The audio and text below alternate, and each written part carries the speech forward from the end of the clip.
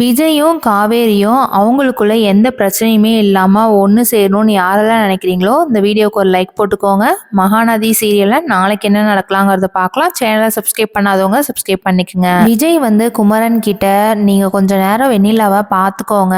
நான் வந்து காவேரிக்கு ஃபோன் பண்ணேன். ஆனா ஃபோன் அவ வந்து எடுக்கவே மாட்டேங்கிறா. ரீச்சும் ஆக மாட்டேங்குது. நான் போயிட்டு அவளை ஒரு தடவை பார்த்துட்டு வந்துடுறேன். டாக்டர் வந்து வந்தாங்கன்னா எனக்கு உடனே ஃபோன் பண்ணுங்க. நானும் அங்கேருந்து கிளம்பி உடனே வந்துடுறேன். அது வரைக்கும் கொஞ்ச நேரம் பார்த்துக்கோங்க ப்ளீஸ் அப்படின்னு சொன்னோடனே குமரன் இருந்துக்கிட்டு நீங்க போயிட்டு வாங்க, நான் பார்த்துக்கிறேன் அப்படின்றாங்க.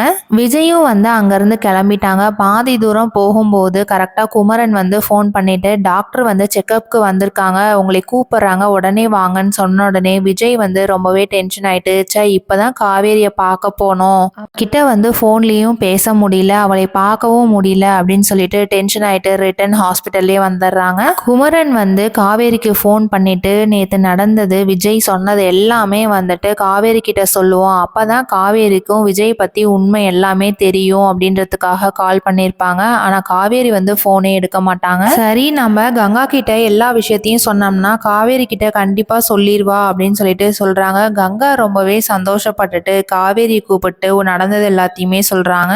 சொன்னல காவேரி, கண்டிப்பா மாமா வந்துட்டு உன் மேல ரொம்பவே பாசம் அதிகமா வச்சிருக்காரு, உன்னை மட்டும்தான் லவ் பண்றாரு, நீ வந்து கண்டிப்பா வந்து சொன்னா விஜய் கூப்பிட்டு பேசினா கண்டிப்பா விஜய் உனக்காக நிப்பாரு அப்படின்னு சொல்றதெல்லாம் ராகினி வந்து ஒட்டு நின்று கேக்குறாங்க. ராகினி அடுத்த பிளான் என்ன வச்சிருக்காங்கிறத வெயிட் பண்ணி பார்க்கலாம். தேங்க்ஸ் ஃபார் வாட்சிங்.